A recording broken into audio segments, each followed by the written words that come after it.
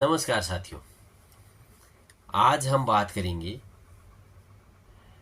द्वादश ज्योतिर्लिंग की इस श्रृंखला में पांचवें ज्योतिर्लिंग केदारेश्वर ज्योतिर्लिंग के बारे में। केदारेश्वर ज्योतिर्लिंग जो है वह उत्तराखंड के हिमालय क्षेत्र में रुद्रप्रयाग जिले में यह विराजमान है। इस संबंध में एक कथा आती है श्री शिव महापुराण के श्री कोटि रुद्र संहिता के 19वें अध्याय में कि नर व नारायण दो भाई थे जो कि सतोगुण प्रधान श्री विष्णु जी के 24 अवतारों में से हैं। वह बद्रिकाश्रम तीर्थ क्षेत्र में नित्य प्रति पार्थिव शिवलिंग को स्थापित किया करते एवं उसकी उपासना करते और इस प्रकार वह लंबे समय तक अपनी तपस्या में लीन थे। तो शिव नित्य उनके पार्थिव शिवलिंग में आते और यह उनका क्रम लगातार वर्षों तक चलता रहा। वह नित्य प्रति पार्थिव शिवलिंग का निर्माण करते और शिव प्रतिदिन उसमें विराजमान होते। तो यह क्रम लंबे समय तक चलता रहा। तो शिव उनकी तपस्या से, शिव उनकी इस उपासना से बहुत प्रसन्न हुए और प्रकट होकर उनको मनवांछित वर प्राप्त करने के लिए कहा कि मैं आपकी तपस्या से प्रसन्न हूं और आप जो भी वर चाहो वह मांग सकते हो। तब नर व नारायण दोनों भाइयों ने कहा कि आप जनसामान्य के लिए प्रभु यहीं विराजमान हो, आप यहीं रहें, यही हमारी इच्छा है और यही हम आपसे वर चाहते हैं। तब शिवजी ने कहा तथास्तु, जैसी आपकी इच्छा है वैसी होगी। और शिव उस पार्थिव शिवलिंग में ज्योति स्वरूप विराजमान हो गए।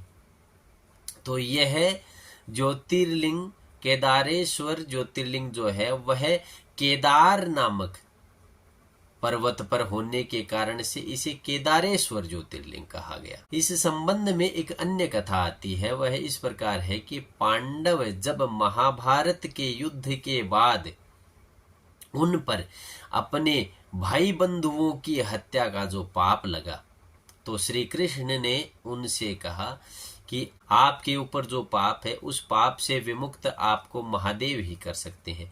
तो आप महादेव की शरण में जाएं एवं आप महादेव की शरण में जाएं, महादेव ही आप पर कृपा करेंगे। क्योंकि महादेव उन पर रुष्ट थे, क्योंकि उन्होंने अपने भाई बंधुओं के, अपने सखा प्रेमियों के, परिचितों की हत्या की थी। इस कारण से शिव उनसे रुष्ट थे। तो कृष्ण ने उनको कहा कि आप काशी जाइए, काशी में महादेव मिलेंगे। तो जैसे ही शिव जी को यह सूचना मिली तो शिव जी काशी को छोड़ गए। तो पांडव वहां से दुखी हुए।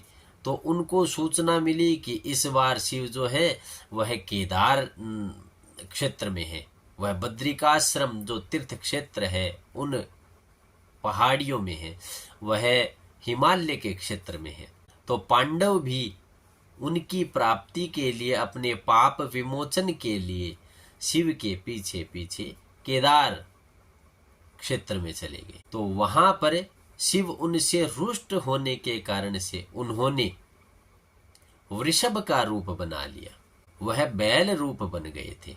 क्योंकि वह उनसे रुष्ट थे इसलिए उन्होंने बैल स्वरूप प्राप्त कर लिया था। और वह बैलों के झुंड में, गायों के झुंड में वह बैल के रूप में विचरण कर रहे थे। तो उनको किसी ने भी पहचाना नहीं। तब पांडवों को यह अंदेशा हुआ कि हो सकता है कि शिवजी ने रूप परिवर्तित कर लिया और वह गाय बैल के रूप में यहाँ पर हो सकते हैं। इस अनुमान के कारण से भीम ने अपना शरीर विशाल बनाया और विशाल बनाकर अपने दोनों पांव दो पर्वतों पर रखे। दायां पांव एक पर्वत पर, बायां पांव दूसरे पर्वत पर। बाकी के जो गाय और बैल जो थे उनका जो झुंड था वह पांव के नीचे से निकल गया, मगर शिव यह नहीं कर पाए क्योंकि यह शिव के लिए अपमान था। तो शिवजी ने वहां से अंतर ध्यान होने की सोची, और वह जैसे ही अंतर ध्यान होने के लिए पृथ्वी में समाहित होने वाले थे कि भीम ने तत्काल वृषभ रूपी शिव की पूंछ पकड़कर उसको खींचने का प्रयास किया। शिव वहीं पर तत्क्षण पत्थर के हो गए, और जो बैल के पीठ का जो पृष्ठ जो भाग था वह वहीं पर ज्यों का त्यों रह गया।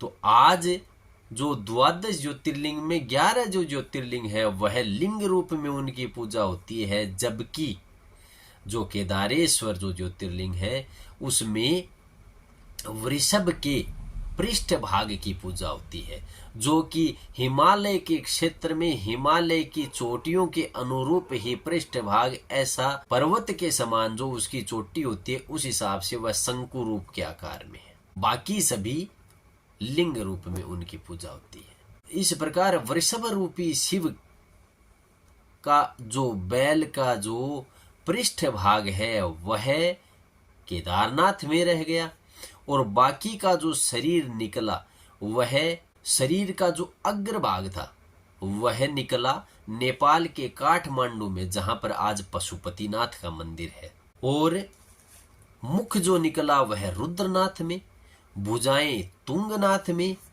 और नाभि मध्य महेश्वर में, एवं जटाएं कल्पेश्वर में निकली। तो इस प्रकार यह पंच केदार के नाम से भी जाना जाता है, जिसमें पहला है केदारनाथ, द्वितीय केदार है मध्य महेश्वर, तृतीय केदार है तुंगनाथ, चतुर्थ केदार है रुद्रनाथ, एवं पंचम केदार जो है वह कल्पेश्वर है। कल्पेश्वर ही एक ऐसा पंच केदारों में से मंदिर है जो वर्ष पर्यंत खुला रहता है। बाकी मंदिरों में 6 माह तक खुले रहते हैं एवं 6 माह तक यह बर्फ के आवरण से ढक जाते हैं, क्योंकि वहां पर हिमालय के उस क्षेत्र में बर्फबारी होती है और पूरा का पूरा मंदिर बर्फ से ढक जाता है। और जब 6 माह बर्फ से ढकता है, जब पट बंद किए जाते हैं, तब वहां पर ज्योति जलाई जाती है, जो कि 6 माह तक लगातार ज्योति जलती रहती है। और जब 6 माह बाद में मंदिर के पट खोले जाते हैं तो वह ज्योति ज्यों की त्यों जलती हुई पाई जाती है। और जब बैल का पृष्ठ भाग जो है वह पत्थर का हो गया तो फिर उसकी पूजा 6 माह कैसे होती है, यह भी एक प्रश्न है। तो इस प्रश्न का समाधान यह है कि वहां पर एक धातु की चल मूर्ति है पंचमुखी रूप में, तो वह मूर्ति वहां से केदारनाथ से 25 किलोमीटर दूर ऊखीमठ लाई जाती है, और वहां पर 6 माह तक इसकी पूजा की जाती है। और तत्पश्चात वापस इसको जब पट खुलते हैं तो वापस इसको केदारनाथ धाम में विराजमान कर दिया जाता है।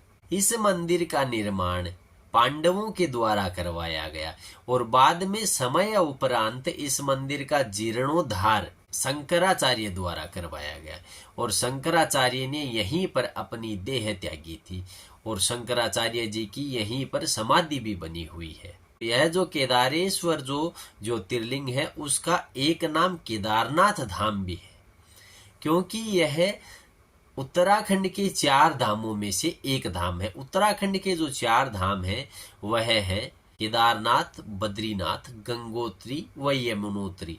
तो यह उत्तराखंड के 4 धामों में से एक धाम है, एवं यह द्वादश ज्योतिर्लिंग में से भी एक ज्योतिर्लिंग है। धन्यवाद साथियों।